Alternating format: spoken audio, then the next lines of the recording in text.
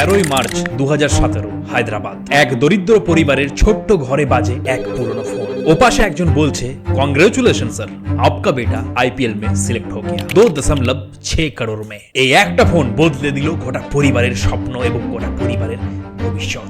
আর সেই বাবার ফোনটা গেল এবার সেই ছেলের কাছে, যে ছেলে সকাল বিকেল বাবার অটোতে বসে ঘাম ঝরিয়ে দিত, যার হাতে কোনো ব্র্যান্ডেড জুতো ছিল না, কিন্তু চোখে ছিল একটাই স্বপ্ন, কি টিম ইন্ডিয়ার হয়ে, দেশের হয়ে খেলবে।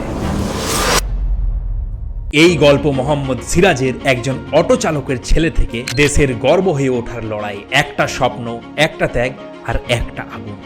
তুমি তৈরি তো? একজন অটো চালক রোদের মধ্যে যাত্রী তুলে সারাদিন ঘুরে বেড়াতেন হায়দ্রাবাদের রাস্তায়, আর সেই ছোট্ট অটোতে বসে থাকতো একটা ছেলে যার স্বপ্ন ছিল টিম ইন্ডিয়ার নীল জার্সি। সেই ছেলেটাই আজ 145 কিমি গতিতে বল ছুড়ে দেয় বিশ্বের সবচেয়ে বড় ব্যাটসম্যানের দিকে। হ্যাঁ, সেই ছেলে মোহাম্মদ সিরাজ। এটা শুধু ক্রিকেটের কাহিনী না, এটা এক বাবার ত্যাগ, এক ছেলের অগ্নি পরীক্ষা আর একটা স্বপ্নের বাস্তব রূপ। হায়দ্রাবাদের এক দরিদ্র এলাকা বনিকুন্তা, সেখানে এক ছোট্ট বাড়িতে বড় হচ্ছিল একটা ছেলে। বাবা ছিলেন অটো চালক আর মা ছিলেন গৃহিণী। পরিবারের অবস্থা এতটাই খারাপ ছিল কি একটা নতুন জামা অবধি কিনতে পারতো না। খেলার জন্য না ছিল ভালো স্পোর্টস শু, আর না ছিল ভালো প্র্যাকটিস করার জায়গা। কিন্তু সিরাজ, ওর চোখে ছিল শুধু আগুন। বন্ধুরা যখন বলতো কি তোর দ্বারা হবে না, তখন সিরাজ বলতো জীবনে কিছু করতে গেলে কষ্ট তো হবেই, কষ্ট না করলে কি সবাই আর সাকিব আলী হাসান হয়। সিরাজের ক্রিকেট গেম শুরু হয় টেনিস বল দিয়ে। ওর বল এত জোরে আসতো কি ব্যাটসম্যানরা মুখ ফিরিয়ে নিত। একদিন এক স্থানীয় কোচ সিরাজকে এসে বলল কি এই বাচ্চাটা যদি লেদার বল হাতে পায় তাহলে সেই বল থেকে আগুন ঝরাবে। কিন্তু সবকিছুর মধ্যে একটাই সমস্যা ছিল, সেটা হলো টাকা। তার বাবা বলেন কি ভবিষ্যৎ যদি ছেলের হাতে থাকে তাহলে আমার অটোর পেট্রোল কম খরচ করে হলেও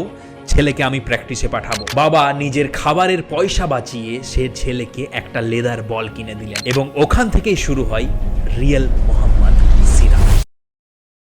সিরাজ রঞ্জি টিমে খেলার জন্য ট্রাই করতে থাকলেন, এবং দিনের পর দিন সেই ট্রাইয়ের ফল তার বিফলে যায় না, এবং তারপরেই সিরাজ ফাইনালি রঞ্জি টিমে সিলেক্ট হয়। দিন যায় রাত যায় এবং সিরাজ তখন রঞ্জি ট্রায়ালে বোলিং করে সবার চোখে পড়ে যায়। এবং 2015 সালে মোহাম্মদ সিরাজ প্রথম হায়দ্রাবাদ টিমের হয়ে খেলতে যায়। প্রথম বছরেই 41টা উইকেট নেয় সিরাজ, এবং সবাই অবাক হয়ে যায়। তার কোচ তাকে বলেন কি এই ছেলে একদিন টিম ইন্ডিয়ার স্পিয়ার হেড হবে। আর তখনই সিরাজের পরিবারের কাছে একটা ফোন আসে আইপিএল ফ্র্যাঞ্চাইজির কাছ থেকে। সানরাইজ হায়দ্রাবাদ ফ্র্যাঞ্চাইজি সিরাজের খেলা দেখে তাকে 2.6 কোটি টাকায় কেনার জন্য আগ্রহী হলেন। একটা অটো চালকের ছেলের জন্য এটা শুধু টাকা না, এটা ছিল একটা স্বপ্ন। সিরাজের মা কাঁদছেন আর সিরাজকে বলছেন কি সিরাজ, তোর বাবা আজ যেখানেই থাকুক তোকে দেখে গর্ব করবে। হ্যাঁ, কারণ সেই আইপিএল বছরের মধ্যেই সিরাজের বাবা মারা যায়। যখন সিরাজ টিম ইন্ডিয়ার হয়ে প্রথম টেস্ট সিরিজ খেলছিল, তখনই সিরাজের বাবার মৃত্যুর খবর আসে সিরাজের কাছে। কিন্তু সিরাজ সেই শুনে দেশে ফেরে না, বাবার শেষ ইচ্ছা পূরণ করতে সে মাঠে নেমে খেলতে শুরু করে।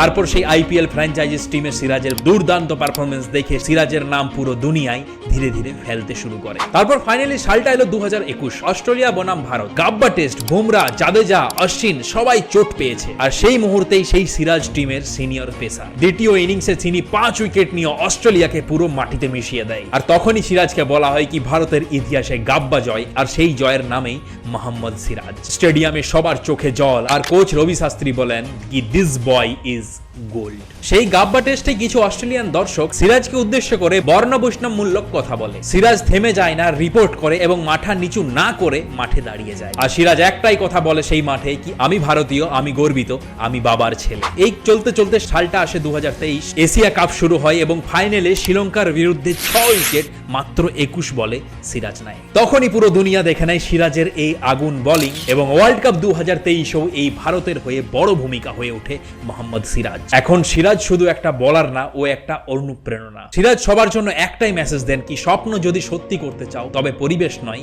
মনের ইচ্ছা দরকার।